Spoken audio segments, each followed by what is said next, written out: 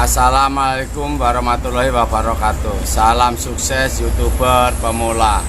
Semoga teman-teman cepat mendapatkan 1000 subscribe dan 4000 jam tayang, sehingga channel teman-teman segera dimonetisasi. Kembali sama Pak Dewarno, akan kita bahas kenapa YouTuber pemula sering gagal dan bosen di membuat video, atau semangat sesaat di bulan-bulan pertama dan berikutnya melempem atau tidak semangat lagi. Apa sebabnya? Nah, begini teman-teman, kita akan jawab pertanyaan teman-teman yang kurang semangat di bulan-bulan berikutnya. Faktor apa Pak Dewarno? Kan ada yang menanyakan seperti itu. Faktornya sebenarnya ada 3 faktor teman-teman ya. Untuk YouTuber pemula itu semangat di bulan pertama, kedua, dan ketiga, keempat, kelima nggak ada semangat. Itu ada 3 faktor. Faktor yang pertama, teman-teman hanya mengedepankan minat ya. Minatnya dari mana? Pengen jadi YouTuber, bisa mendapatkan gaji yang besar ya. Tuh, hanya melihat YouTuber yang sukses, teman-teman kepingin menjadi minat. Itu penyebab pertamanya ya. Dan sebenarnya itu bukan penyebab. Kalau kita pahami betul-betul, itu sebenarnya bukan penyebab, tapi bisa menjadi sebab. Kenapa Pak Dewarno? Kalau bukan penyebab, teman-teman melihat YouTuber yang sukses, penghasilan besar, teman-teman kepingin, itu bagus. Itu sebagai motivasi ya, itu bagus. Tapi penyebabnya teman-teman jadi nggak semangat atau mungkin patah semangat, itu karena teman-teman hanya melihat matangnya aja, suksesnya, tidak memahamin, tidak melihat prosesnya seperti apa. Nah, ini penyebabnya teman-teman gagal sebagai YouTuber, karena tidak memahamin prosesnya. Itu satu teman-teman. Seharusnya dari minat tadi diimbangin dengan bakat. Ya, bakatnya apa teman-teman? Misalnya bakatnya seni, mungkin ya buat kontennya seni. Olahraga, buat konten olahraga, seperti itu. Kenapa harus disesuaikan dengan bakat? Karena bisa dikerjakan atau dibuat setiap saat, kapan aja, untuk membuat video. Nah, ini yang kedua ini teman-teman. Yang ketiga, harus meningkatkan kemampuan. Kemampuan apa Pak Dewarno? Harusnya meningkatkan kemampuan buat video. Nah, di sini yang kita akan bahas. Jadi teman-teman yang menjadi kurang semangat, hanya semangat di bulan pertama, kedua, ketiga, itu bulan berikutnya jadi nggak semangat karena berobsesi menjadi YouTuber dapat penghasilan besar.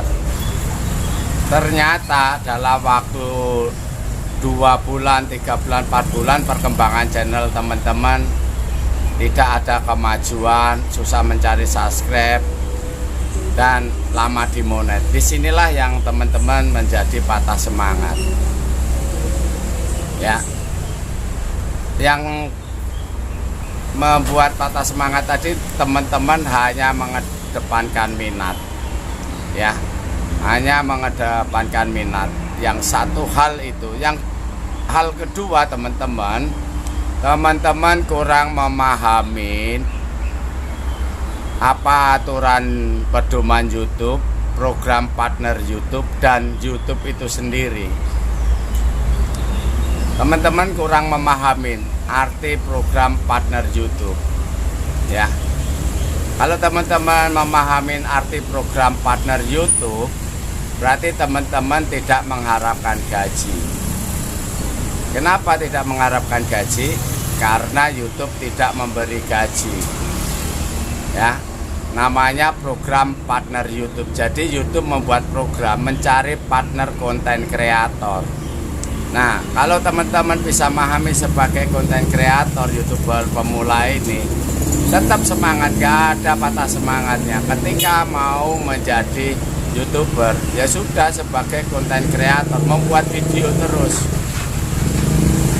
Tidak mikirin subscribe, monet, tidak pikirin buat video. Nanti ada saatnya, ada waktunya channel teman-teman memenuhi persyaratan monet. Ini kalau teman-teman memahami. Karena teman-teman hanya mengedepankan minat, tidak memahami program partner YouTube, hanya mengharapkan dapat subscribe banyak, di monet, dapat gaji. Nah, disinilah yang mindsetnya yang tidak tepat, teman-teman. Kenapa tidak tepat? Karena YouTube tidak memberi gaji. Nah, di sini yang harus teman-teman pahamin, ya. Ketika teman-teman bisa memahami sebagai partnernya program YouTube sebagai konten kreator, yaitu membuat konten, terus membuat video yang menarik, yang bermanfaat untuk penonton YouTube. Ketika banyak penontonnya, teman-teman banyak mengupload video, dengan sendirinya subscribe, jam tayang, monet itu datang sendirinya, teman-teman. Kalau teman-teman menempatkan sebagai konten kreator. Tapi pada umumnya YouTuber pemula itu hanya mengejar monet, dapat gaji. Itu yang menjadi 2-3 bulan patah semangat. Nah, oleh karena itu ketika teman-teman yang mengalami hal seperti ini patah semangat, nonton video Pak Dewarno, pahamin, pasti teman-teman akan bangkit dan semangat. Bukan sekedar YouTuber yang mengejar monet dan dapat gaji, tapi jadilah konten kreator berkarya, bisa mendapatkan penghasilan yang besar, teman-teman. Jadi ketika jadi konten kreator yang sukses, itu wajar kalau punya pendapatan yang besar, ya. Itu bukan gaji, teman-teman, itu bukan gaji, itu pendapatan dari karya dari video teman-teman. Makanya teman-teman kalau sudah punya channel, kesampingkan mendapat gaji dari YouTube, karena YouTube tidak memberi gaji, ya. Sekali lagi, YouTube tidak memberi gaji.